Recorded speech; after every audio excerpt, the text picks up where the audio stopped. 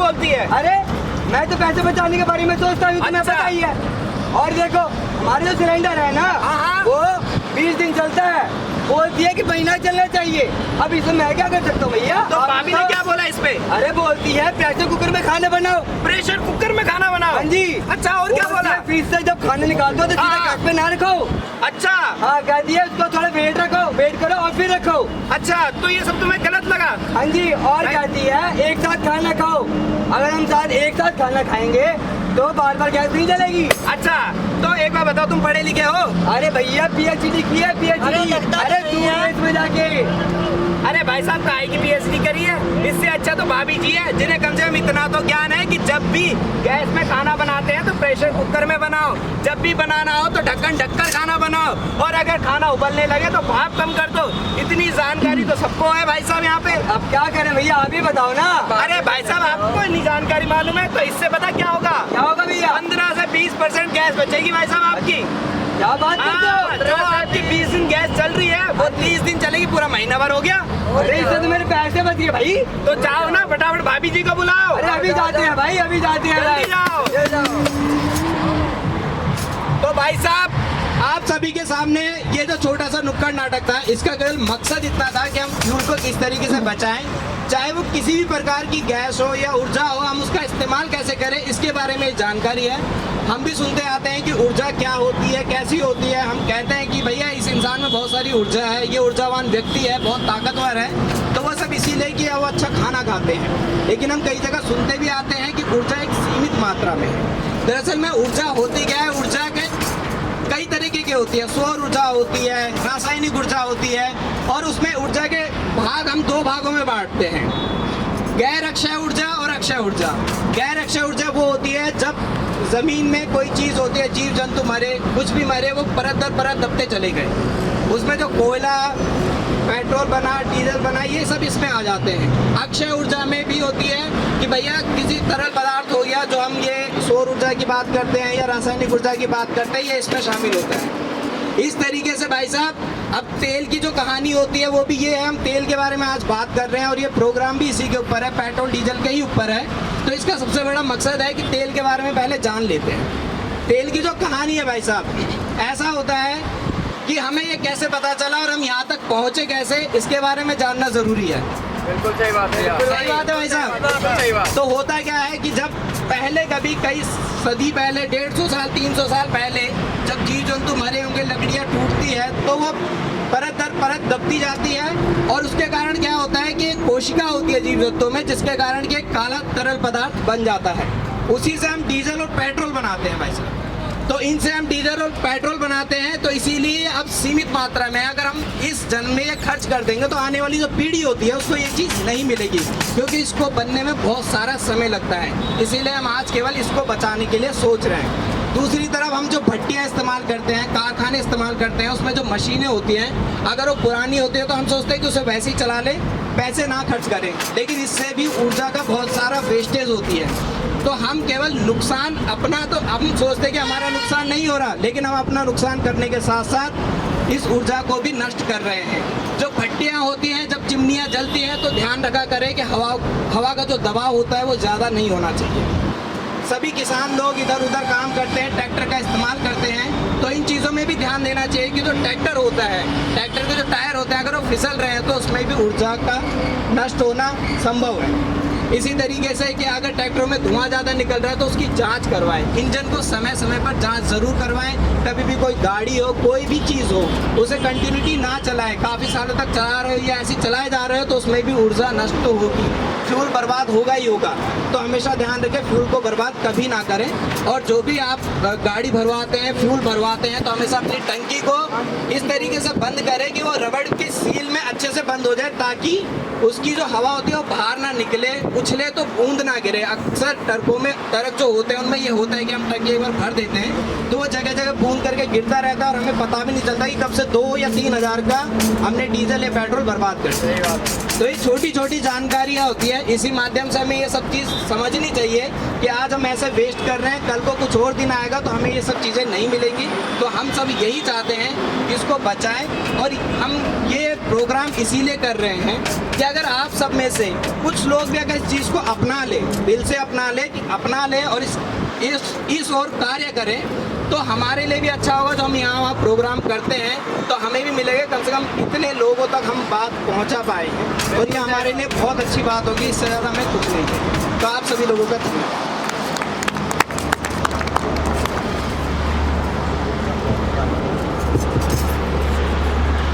धन्यवाद। साथियों नमस्कार। हिंदुस्तान पेट्रोलियम के इस अवसर पर संरक्षण क्षमता महोत्सव ये हम 16 जनवरी से 15 फरवरी तक एक महीने के लिए ये हम संरक्षण क्षमता महोत्सव मना रहे हैं, जो पूरे देश में मनाया जा रहा है।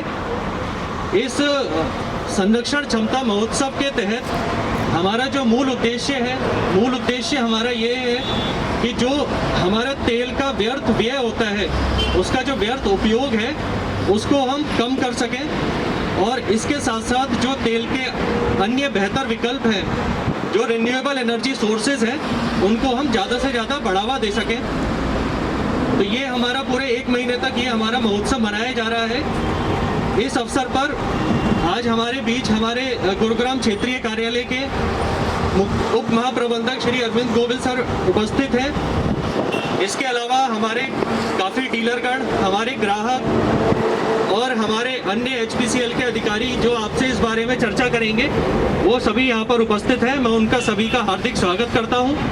ये हमारे NH8 के बंसल पेट्रोल पंप पर जो दिल्ली जयपुर एक्सप्रेस वे पर है, इस पर आपका हार्दिक स्वागत है।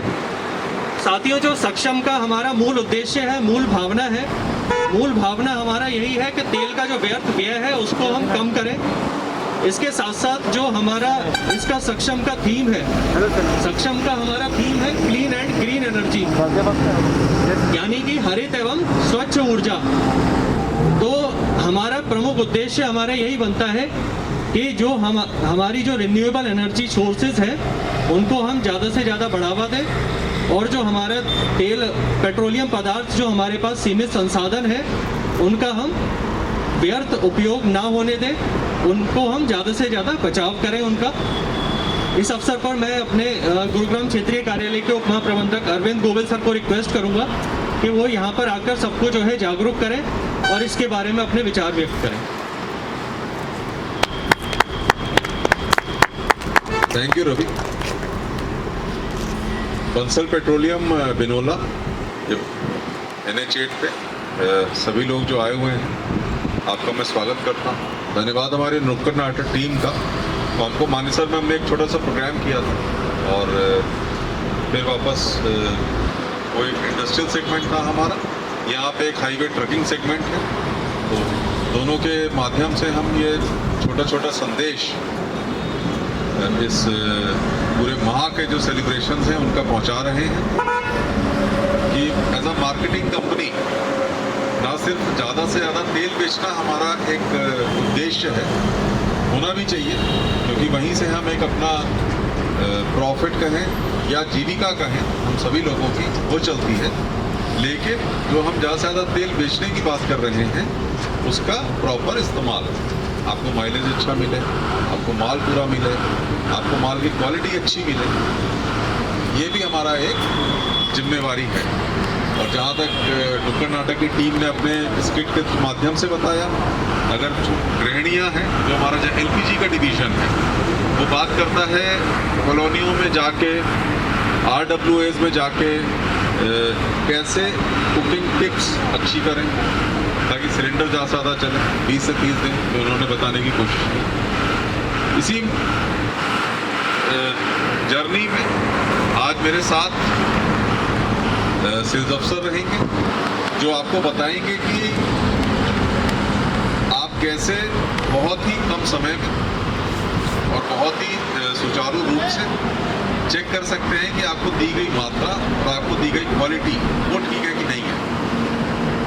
इसलिए भी क्योंकि संरक्षण का खाली एक मतलब सिर्फ बचाना नहीं है, संरक्षण का मतलब है कॉस्ट ऑप्टिमाइजेशन, पैसे की पूरी कीमत, वो भी अपने आप में एक संरक्षण है। तो अतः अगर आपको मिला हुआ, आपके द्वारा दिए गए पैसे की पूरी कीमत आपको मिलती है, गुणवत्ता के माध्यम से, क्वांटिटी के माध्यम से, तो वो भी ज़रूरी है। उसके बारे में विचार शेयर करेंगे हम। इसी से रिलेटेड हमारा ना सिर्फ डीजल और पेट्रोल का इंजन है, CNG भी है, जो कि अपने आप में 30% कम पोल्यूशन है। और आगे आने वाले समय में हम कई जगह पे CNG के स्टेशन, यहाँ पे भी बंसल में अगर आप देखेंगे तो हमने इलेक्ट्रिकल स्टेशन, चार्जिंग पॉइंट, वो उद्देश्य भारत सरकार के निर्देश में ये है कि आज की डेट में जो 70,000 पंप हैं हमारे, वो सारे के सारे ग्राहकों को हम ऑप्शन दें कि वो किसी भी उन 70,000 और अन्य चार्जिंग स्टेशंस के माध्यम से जो एक मुहिम चलाई जा रही है इलेक्ट्रिकल वाहनों की, उसको आगे बढ़ा सकें। उसके ऊपर भी बात करेंगे। लुब्रिकेटिंग ऑयल, जो कि इंजन मेरा कैसे काम करे या उसके दूसरे पार्ट्स, गियर बक्सा है, क्लच का है, वो कैसे काम करें, व्हील बियरिंग कैसे काम करें, उसके बारे में हमारे ल्यूब क्षेत्रीय कार्यालय के दिल्ली के 2 सज्जन आए हुए हैं, विशाल और आकांक्षा। वो लोग उसके विषय में आपसे बात करेंगे। एक ज़्यादा करके कमर्शियल एस्पेक्ट के ऊपर में बात करेंगे, क्योंकि ल्यूब की प्राइसिंग, ल्यूब कितने ऊपर महंगा सस्ता है, वो बहुत ज़रूरी है। और दूसरा, सही इंजन ऑयल का इस्तेमाल करना, सही इंजन ऑयल का सिलेक्शन करना, वो भी एक बड़ी ज़रूरी बात है। उसके ऊपर वो बात करेंगे। तो मैं ज़्यादा समय ना लेते हुए अपने रवि को वापस हैंडओवर करता हूँ और आप सबका अभिनंदन करता हूँ हिंदुस्तान पेट्रोलियम की तरफ से, जो इस समय में खुले में आसमान के नीचे कुछ माँ सरस्वती का जो मैं कहूँगा एक तरीके से पालन है, ज्ञान का आदान प्रदान का, और ताकि ना सिर्फ पब्लिसिटी टीवी के माध्यम से या बड़े पोस्टर लगा के, बट अगर आप हमारी बताई गई 10 बातों में से 2 बातों को भी अमल में लाते हैं और उन 2 अच्छी बातों को दूसरों से शेयर करते हैं ताकि उनका भी फायदा हो, तो यही हमारा प्रार्थना भी है और यही हमारी आकांक्षा है। धन्यवाद। धन्यवाद सर। जैसा कि आपको पहले बताया, मैं आपको बताना चाहता हूं कि जो हमारे पेट्रोलियम पदार्थ हैं, जो हम तेल आयात करते हैं, हम बाहरी देशों से आयात करते हैं, तो जिसमें हमारा जो तेल आता है उसका करीब 80% जो है हम बाहरी देशों से उसको आयात करते हैं, जिससे कि क्या होता है कि जो हमारी विदेशी मुद्रा है उसका भी काफ़ी नुकसान होता है।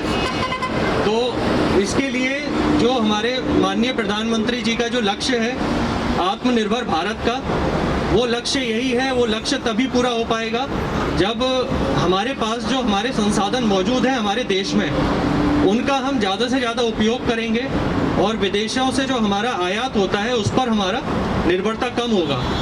तो इसी लक्ष्य को पूरा करने के लिए जो हम क्लीन एंड ग्रीन एनर्जी की बात कर रहे हैं, हरित एवं स्वच्छ ऊर्जा, उसको हमें बढ़ावा देना है।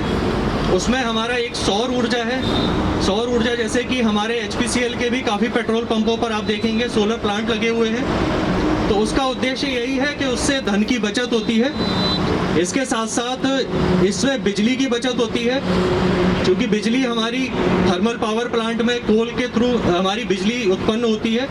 तो जैसे हमारी बिजली की बचत होती है, तो उसके साथ साथ हमारा जो फॉसिल फ्यूल्स है, कोल है, उसकी भी खपत कम होती है।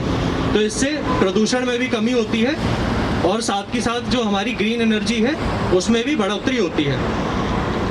इसके साथ साथ जो हम पेट्रोल पंप पर जो हमारे ग्राहक हैं हमसे तेल परचेज करते हैं, तेल लेते हैं, तो उसकी गुणवत्ता एवं मात्रा उनको बराबर मिल रही है या नहीं मिल रही है, उनको क्या क्या चेक करने हैं, उसके बारे में जो हमारे गुड़गांव 2 बिक्री क्षेत्र के अधिकारी हैं तो संजीव शर्मा सर, मैं उनसे रिक्वेस्ट करूंगा कि वो सभी हमारे कस्टमर्स को उसके बारे में अवगत कराएं।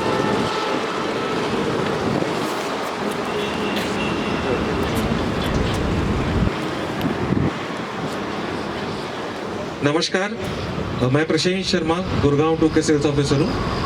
और मैं पहले तो मेरे को अपॉर्चुनिटी देने के लिए यहाँ मौजूद अरविंद गोविल सर जो DGM है, मेरे डीलर बंधु, मेरे यहाँ पे जो ड्राइवर दोस्तों हैं, सबको मेरा नमस्कार। और यहाँ पे मेरे को अपॉर्चुनिटी देने के लिए सबको धन्यवाद। आज ये जो छोटा सा हम लोग जो प्रोग्राम कर रहे हैं उसका उद्देश्य और किस लिए कर रहे हैं हम लोग, और कैसे आप लोग बचा सकते हैं, गवर्नमेंट क्या कर रहे हैं, जैसे सोलर हो गया, CNG हो गया, ये सब के बारे में ऑलरेडी बताया। छोटा छोटा आप जो नुक्कड़ नाटक देखे उसमें भी आप देखें कि कैसे छोटा छोटा आप अगर जिंदगी में बदलाव ला सकते हैं तो कैसे आपका पेट्रोल डीजल बच सकता है, और ये जिंदगी में आपका बच्चे लोग, उसके बच्चे लोग जो भी है आगे फ्यूचर के लिए काम आ सकते हैं। लेकिन इसमें सर जैसे बोले कि एक छोटा सा जो पार्ट रहता है वो ये भी रहता है कि अगर आप 100 रुपए का तेल खरीदे हैं, 100 रुपए दिए हैं, तो आपको 100 रुपए का तेल मिला के नहीं मिला, ये भी एक तरीका संरक्षण ही है। और दूसरा संरक्षण ये भी है, अगर आप 100 रुपए का डीजल खरीदे तो आपको शुद्ध डीजल मिला कि नहीं मिला, ये भी एक तरीके का संरक्षण है। तो इसके बारे में आपसे थोड़ा बात करना चाहता हूँ मैं। तो पहला क्वेश्चन ये आता है कि कैसे हम देखें कि आपको 5 लीटर, अगर आप 100 रुपए का तेल खरीदे हैं तो 100 रुपए का तेल मिला कि नहीं मिला। तो एक मैं यहाँ पे एक जार दिखाना चाहता हूँ, ये 5 लीटर का जार है, ये हर पंप में आपको मौजूद मिलेगा। ये जो जार है ये गवर्नमेंट मापतौल विभाग द्वारा स्वीकृत किया गया है और हर पंप में होना अनिवार्य है। इसमें आप 5 लीटर वहाँ मशीन से डाल के चेक कर सकते हैं कि इसमें 5 लीटर आता है कि नहीं आता है। ऐसा तो नहीं कि इसे 5.5 आता है तो आपको 5 लीटर है, 50 ml शॉर्ट मिल रहा है, ऐसा तो नहीं है, ये ज़्यादा मिल रहा है। तो इसमें आपको चेक करना ये आपका हक है। कहीं भी कोई भी पेट्रोल पंप में जाके आप खुद मांग सकते हैं एज अ ग्राहक कि मेरे को चेक करना है और मेरे को ये मौका दिया जाए। दूसरा, एक बार चेक करने से पहले ये भी आपको देख लेना कहीं कोई डैमेज तो नहीं है इसमें। तो ये एक छोटा सा चीज हो गया। एक फिल्टर पेपर आता है, ये फिल्टर पेपर है, 1.2 फिल्टर पेपर बोलते हैं इसे। इस पे अगर एक बूंद पेट्रोल डाल दिया जाए और कुछ देर ऐसे हिलाया जाए तो ये पेट्रोल का जो दाग है ना वो पूरा मिट जाएगा, पूरा सफेद जैसा अभी है बाद में भी वैसा ही सफेद रहेगा ये। तो ये टेस्ट जो है ये पेट्रोल के लिए है बस, ये डीजल में टेस्ट नहीं कर सकते। तो ये 2 चीजें हो गया। इससे आप लोग पंप में जाके चेक कर सकते हैं कितना तेल मिला कि नहीं मिला, जो आप पैसा दिए उसका। दूसरा, ये भी चेक कर सकते हैं कि पेट्रोल सही है कि नहीं है। तीसरा, एक डेंसिटी होता है, घनत्व होता है पेट्रोल डीजल या कोई भी पेट्रोलियम कोई प्रोडक्ट का एक घनत्व होता है, उसको भी चेक कर सकते हैं आप। उसके लिए जैसे ये दिखाएंगे, ये हम लोग 500 ml जार में ले लिए पेट्रोल, इसमें हम लोग हाइड्रोमीटर डालेंगे। सुबह का जो घनत्व होता है या गाड़ी आने के बाद जो घनत्व होता है वो हम लोग का रजिस्टर या स्टॉक बोर्ड में लिखा रहता है। उसके साथ आपको चेक करना है कि जो पेट्रोल डीजल आ रहा है हम लोग द्वारा कंपनी से दिया जा रहा है और यहाँ जो मिल रहा है दोनों सेम है कि नहीं है। ये देखिए, इसमें आपको दिख गया कि इसका घनत्व क्या है इसका, लेकिन हो सकता है सुबह जो घनत्व मिला और शाम को जो टेम्परेचर बदल गया, टेम्पर के साथ घनत्व बदलता रहता है, तो मैच कैसे करेंगे। तो उसके लिए हम लोग थर्मोमीटर की यूज करते हैं। जब भी घनत्व चेक करते हैं तो 15 डिग्री में ही चेक करते हैं, तो हम लोग मैच कर सके कि सुबह का जो था या जो पेट्रोल डीजल आया है जो कंपनी ने भेजा है वो और यहाँ जो मिल रहा है दोनों सेम है कि नहीं। ये सुविधा हर पेट्रोल पंप में आपको मिलेगा। इसमें आप खुद चेक कर सकते हैं कि आपको जो तेल मिल रहा है वो शुद्ध मिल रहा है कि नहीं। यहाँ देख सकते हैं कि थर्मोमीटर में हम लोग टेम्परेचर मेजर कर रहे हैं, लगभग 18 डिग्री सेंटीग्रेड है और लगभग 735-36 के आसपास ये है। तो इस पे हम लोग एक चार्ट बुक मिल जाएगा आपको, इसमें से आप 15 डिग्री में इसे कन्वर्ट करके देख सकते हैं कि ये तेल सही है कि नहीं। तो ये चीज आप लोग खुद के जिंदगी में कभी भी कहीं जाए, कहीं शक हो, कहीं बिना शक हो, कहीं अच्छा लगे, तो ये आपका हक है करने का। तो ये तो मेन चीज हो गया। इसके अलावा ऑलरेडी